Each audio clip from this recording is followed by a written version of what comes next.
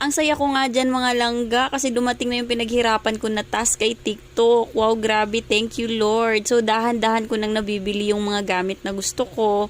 Katulad nito, 'di ba, para mapalitan na yung mga gamit naming luma.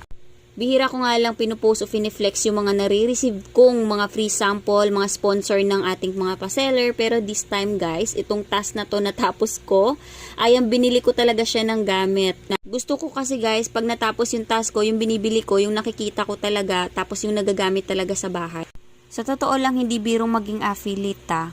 Sobrang hirap kaya, lalo na kung meron kang mga anak na inaalagaan pa, tapos yung pag-a-affiliate, ginawa mo ng pangtrabaho talaga.